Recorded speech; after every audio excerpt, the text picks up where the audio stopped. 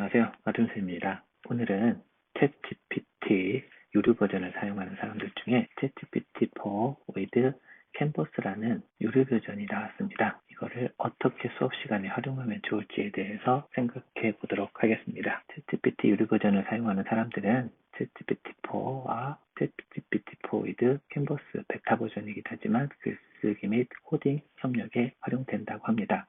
저는 이거를 활용해서 저희 학교 같은 경우는 10월 20부터 21, 22, 23, 24 이 주가 동료장학 수업 주간입니다. 학교에서 동료장학 수업을 올해는 하나의 주제를 가지고 1학년부터 6학년까지 전담 선생님까지 보건 선생님까지 공동 수업 지도안을 함께 디자인해 보자는 의견이 나왔고요. 지난주에 선생님들이 모여서 그림책 하나를 가지고 모든 학년의 교과에 적용해서 수업을 디자인해보자 라는 의견이 나왔습니다. 그래서 선생님들마다 각 한 권씩의 그림책을 추천했고요. 그 중에서 이 선을 넘지 말아 줄래라는 책이 하나 선정됐습니다. 저는 오늘 이 책을 가지고 제가 맡은 6학년 5명의 학생들과 어떤 수업을 진행하면 좋을지 조금 아까 보여드렸던 챗GPT4의 새로 나온 캔버스 기능을 활용해 본 사례를 말씀드리도록 하겠습니다. 먼저 유료 버전을 사용하는 사람들이라면 챗GPT4 with 캔버스 베타 버전을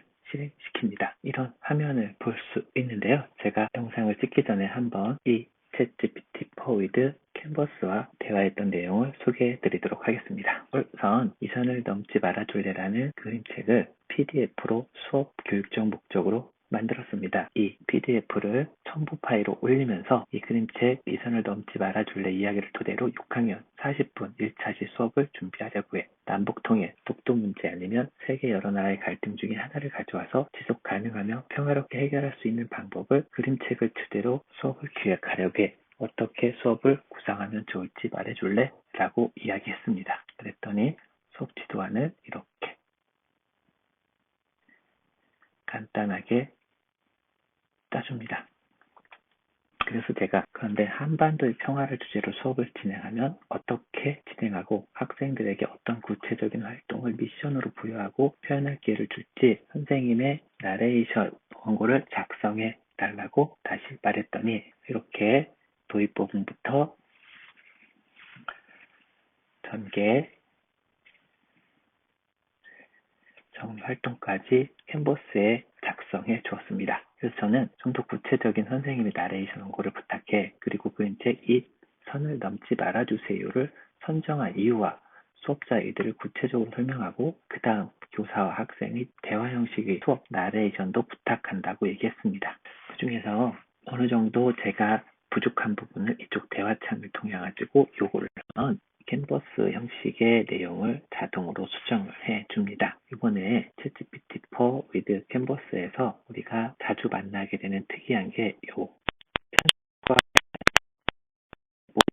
편육적으로 제가 마지막까지 했던 내용은 예를 들어서 제 도안으로 작성했던 이런 형식에 맞춰서 내용을 정리해줘 라고 챗GPT한테 프롬프트를 내렸더니 이런 과정을 통해서 좀 더 섬세하게 지도안을 구체화하는 내용으로 바꾸었습니다. 표로 만들어줘 라고도 제시했고요. 그래서 최종적으로 이렇게 클릭하면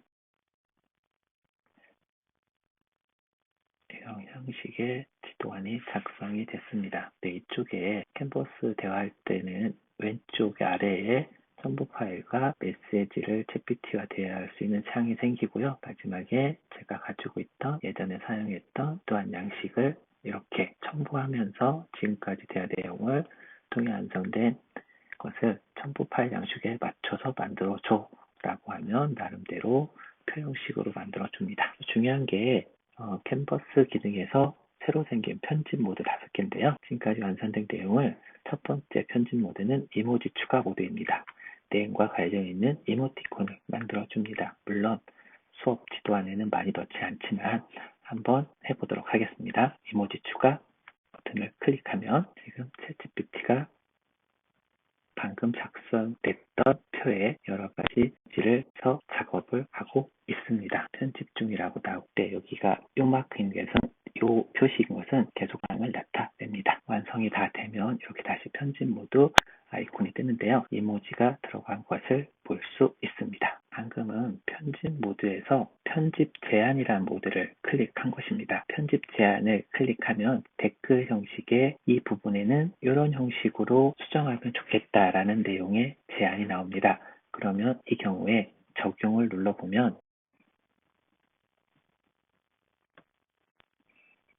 방금 챗GPT가 작성한 캔버스 내용 중에 이런 내용을 추가해서 더 넣었으면 좋겠다고 했던 내용으로 자동으로 수정을 해줍니다. 영어로 베타 버전이라 영어로 되어 있는 걸 잠깐 한글로 해달라고 한 다음에 예를 들어보도록 하겠습니다. 네, 여기 편집 모드 마지막 편집 제한을 한글로 부탁한다고 했더니 이렇게 이 부분을 이렇게 이전 학습의 구체적인 예를 추가적으로 하면 좋겠습니다. 학생들이 더욱 쉽게 이해할 수 있도록 구체적인 갈등 상황에서 배운 평화적 해결 방법을 간단히 설명해 주면 좋겠습니다. 라고 되어 있죠. 그래서 이거를 적용을 누르면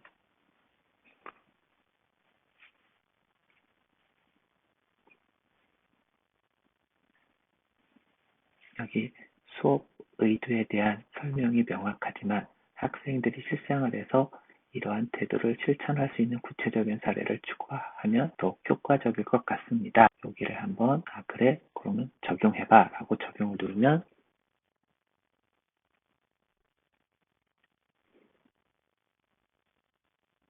네, 방금 댓글창을 적용 눌렀더니 내용이 바뀌면서 그 댓글창이 없어진 것을 볼 수 있습니다. 편집 기능 중에서 마지막으로 다듬기 기능은 전체적인 내용의 문법을 조정해주는 기능으로 맞춤법과 관련된 내용을 자동으로 수정해주고 독해 수준의 기능이라 하는 것은 읽는 사람의 수준을 고려해서 유치원부터 초등학생, 중학생, 고등학생, 대학생, 대학원생 수준으로 전체적인 글의 독해 수준을 고쳐주는 기능이라고 할 수 있습니다. 편집 기능, 편집 제한은 아까 설명드렸고요. 길이 조절 기능은 현재 길이를 유지할 건지 전체적인 문서의 길이를 짧게 만들 건지 길게 만들 건지 가장 길게 만들 건지를 조정해 줍니다. 가장 길게는 현 수준에서 75% 정도의 길이로 늘려준다고 합니다. 잘 활용하면 좋을 것 같습니다. 편집 기능 중에 마지막으로 다듬기 기능을 누르면은 글의 전체적 처음부터 끝까지 맞춤법, 문법을 고쳐주고 다듬는 기능이라고 할 수 있습니다. 이렇게 어느 정도 작성이 끝나면은 마지막으로 다듬기, 독해 수준, 길이 조절, 읽기 수준 같은 것을 조정하고 다음으로 마지막으로 다듬기로 문법을 맞춤법을 조정하고 길이 조정으로 전체적인 문장의 길이를 조정하고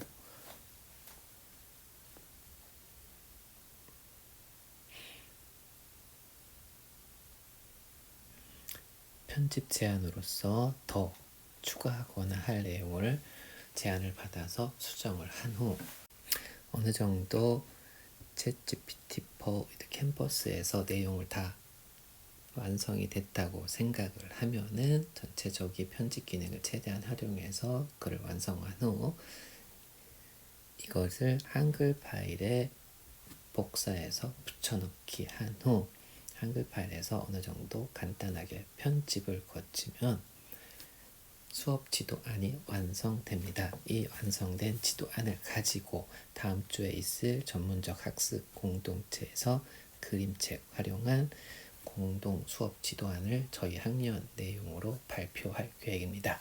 그럼 다른 선생님들의 의견을 받아서 최종적으로 동료 수업 장학 지도안을 완성할 계획입니다. 여러분들도 많이 활용해 보시면 좋을 것 같습니다. 아톰쌤이었습니다. 감사합니다. 바이바이.